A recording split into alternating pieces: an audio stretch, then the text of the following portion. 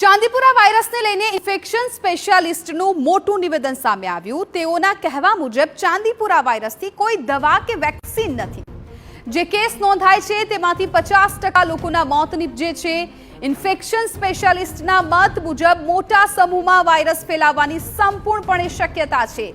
Virus ઝડપથી પ્રસરે છે અને ગણતરીના દિવસોમાં દર્દીને ક્રિટિકલ કરે છે। ચાંદીપુરા વાયરસના કેસ વધી રહ્યા છે, મૃત્યુઆંક પણ વધી રહ્યો છે। આપણી સાથે છે ઇન્ફેક્શન ડિસીઝના નિષ્ણાત ડૉક્ટર અતુલ પટેલ, તેમની સાથે વાત કરીશું। અતુલભાઈ, ખાસ તો આ જે બીમારી છે કયા પ્રકારે થતી હોય છે, શેના દ્વારા થાય છે? આ બીમારી છે એ એક પ્રકારનો જે વાયરસ છે એ વાયરસજન્ય રોગ છે અને આ રોગ ફેલાવાનું મુખ્ય કારણ જે આપણે એક સેન્ટ ફ્લાય નામની માખી કે જે વેક્ટર છે એના કરડવાથી બાળકોની અંદર પ્રસરતો હોય છે। આ સેન્ટ ફ્લાય ઉપરાંત એક બીજો એક પોટેન્શિયલ વેક્ટર છે કે જેનાથી આપણે બહુ જ પરિચિત છીએ, એ એડિસ ઇજિપ્સી નામનો મચ્છર કે જે ડેન્ગ્યુ અને ચિકનગુનિયાને ફેલાવે છે, એ પણ એક પોટેન્શિયલ વેક્ટર આ વાયરસ માટે થઈ શકે। એટલે આપણે આ રોગથી બચવા માટે જે સેન્ટ ફ્લાય આપણને કરડે અથવા તો મચ્છર કરડે એના માટેના જે આપણે જે સામાન્ય જે પગલાં લઈએ છીએ, જેમ કે આખી બાયના કપડાઓ છે કે આપણે કોઈ પણ ઇન્સેક્ટ રિપેલન્ટ એટલે જે આપણે પેલું લગાવીએ ચામડી ઉપર કે જેથી કરીને આ જે જંતુઓ છે, માખી છે કે મચ્છર છે એને આપણે દૂર ભગાડી શકીએ, અથવા તો જે આપણે મચ્છર માટેની અગરબત્તી કે ધુમાડો કરીએ આપણે લીમડાના પાનનો, આ બધી વસ્તુઓ કરવાથી આપણે આ ઇન્સેક્ટ એટલે જે માખી છે અને મચ્છરો છે એને આપણાથી દૂર રાખી અને આ ઇન્ફેક્શનથી બચી શકાય। લક્ષણો શું છે? સામાન્ય વ્યક્તિને, માતા પિતાને કેવી રીતે ખબર પડે કે તેમના બાળકને આ પ્રકારની વાયરસ લાગવાની શક્યતા છે કે લાગી ચૂક્યો? આ જે વાયરસના જે લક્ષણો છે, જે ચાંદીપુરા વાયરસની આપણે વાત કરીએ તો આ જે માખી કરડવા પછી એકદમ ઝડપથી એ જે કોઈ વ્યક્તિ જે બાળકને કરડ્યું છે એના શરીરમાં પ્રવેશી અને હાઈગ્રેડ ફીવર એટલે કે જે તાવ છે એ ખૂબ જ ઓછી માત્રામાં તાવ પણ લાવી શકે।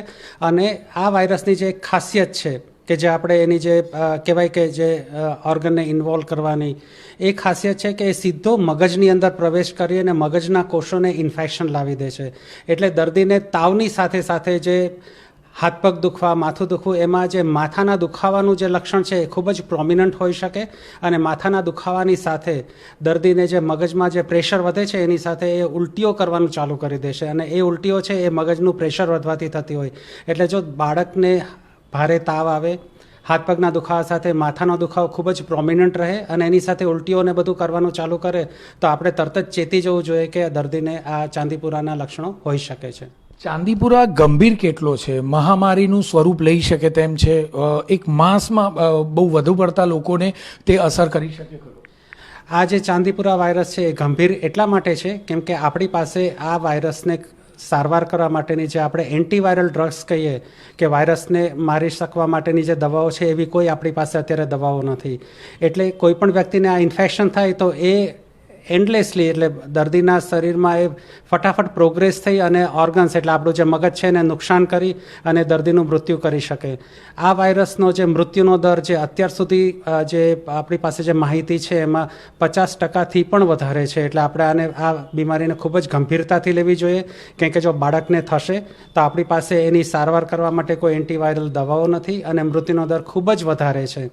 તમારો જે બીજો પ્રશ્ન હતો કે એ મહામારીનું રૂપ લઈ શકે કે નહીં, અત્યારે આપણે ગુજરાતના જે આપણે આંકડા લઈએ તો ઘણા બધા જિલ્લાઓની અંદર આ વાયરસ ફેલાયેલો છે। સામાન્ય રીતે આ વાયરસ તમે જો શરૂઆતના વર્ષોમાં તમે જુઓ તો એ ખાલી ગામડાઓમાં અને જે લોકોના કાચા મકાનો હતા એ બધા ઘરની અંદર કે જ્યાં માખી છુપાઈને રહેતી હતી ને એ પછી કરડતી હતી તો એવા લોકોને જ થતો હતો, પણ અત્યારે તમે જો ગુજરાતના આંકડા જોશો તો શહેરોની અંદર પણ આ વાયરસના કેસીસ આપણને જોવા મળ્યા છે, તો એ એક ચિંતાજનક છે। એટલે આપણે મહામારી તો નહીં કહીએ પણ સારી રીતે એનો ઉપદ્રવ છે ગુજરાતની અંદર ફેલાયેલો છે। આ જે વાયરસ છે તેને ડામવા માટે કોઈ વેક્સિન કે કોઈ દવા શોધાઈ છે ખરી? અને ખાસ તો વિશ્વમાં આ પ્રકારનું કોઈ રિસર્ચ થઈ રહ્યું છે ખરું? આ રોગને કંટ્રોલ કરવા માટેની કોઈ દવા કે એવી શોધાઈ નથી, પણ આપણે જે રીપર્પઝ જે આપણે કોરોનામાં આપણને ઘણું બધું શીખવા મળ્યું હતું કે કંઈ બીજા કોઈ રોગની દવા છે તો આપણે કોરોનામાં ટ્રાય કરી અને જોતા હતા કે વાયરસને કંટ્રોલ થાય છે કે નહીં.